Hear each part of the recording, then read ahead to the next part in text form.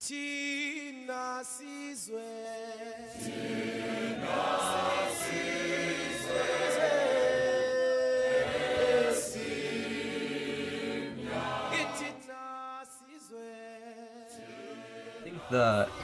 I think there were numerous places, but I think the place that I would associate most with an experience of trauma would be the area, funny enough, outside CCDU. The irony. But yeah, the experience outside CCDU the day Shaira Kala got shot 13 times and another student had hurt a leg. So I remember, so the stun grenade goes off, I like clench up, close my ears or whatever, and then the police start shooting. So I'm standing there and they're literally like 3 meters in front. Shaira standing there and you just hear the gunshots. And I turn to my side and this girl's there and we're trying to help her. We're trying to help her like walk, and like we put her down and turned around to now face the police, and we're still on this road and there's a line of them and they're walking, and all this time the shooting is going on.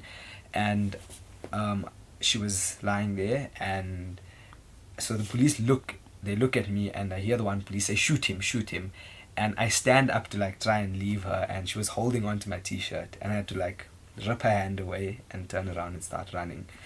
And I ran for like a few meters and I stopped and I just started throwing up, and that was like the most sick I've ever, like I felt physically sick. I don't know if it was the fear or what, but I didn't get shot, but like the sight and the sound, like he looked at me and like, and at that moment I lost all respect for police, because we were pleading with them, we were like begging, we were like, please, her leg is broken, that's all I remember. We were shouting, her leg is broken.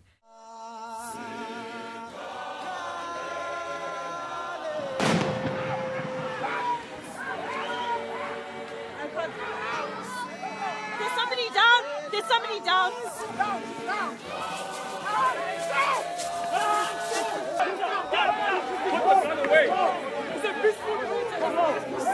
Don't do that.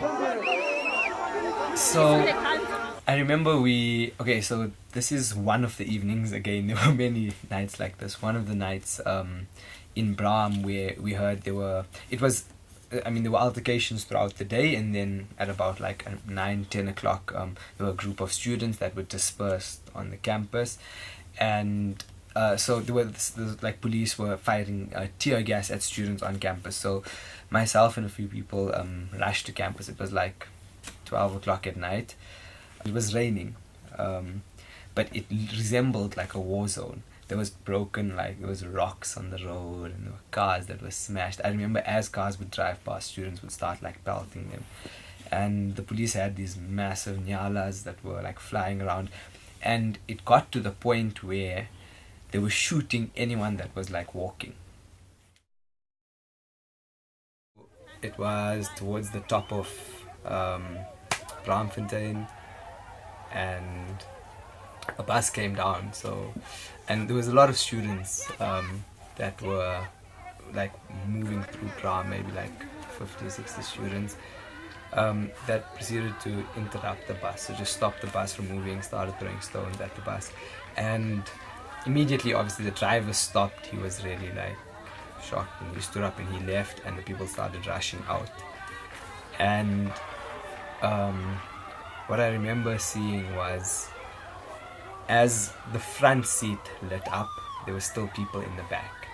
And like, if you want to see what a terrified person looks like, imagine a person at the back of a bus where the front is on fire.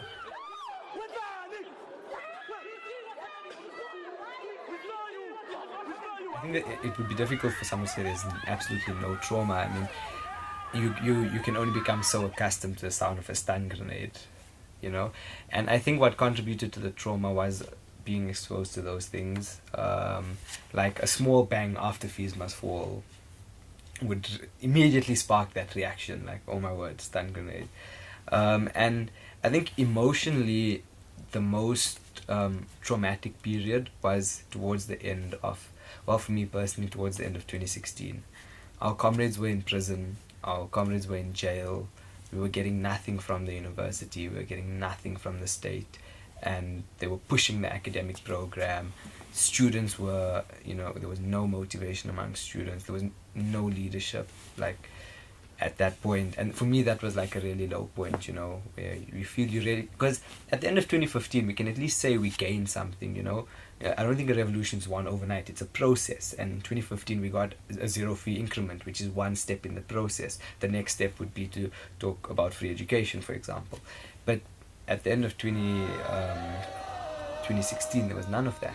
We just got shot at, we got hurt, people were in hospital, and then we have all these like vigils, and you go and visit this comrade. I mean, to relate to the story earlier, I went to visit the comrade at Joburg Jail, the one that hurt her leg, and like what was so disheartening was she's in that predicament. She's like in hospital for 6-7 weeks, and exams are going on, and that just shows that we've really lost. What have we gained? We're hurt, we're injured, we're scared, we're arrested. Kitima bao, yeah.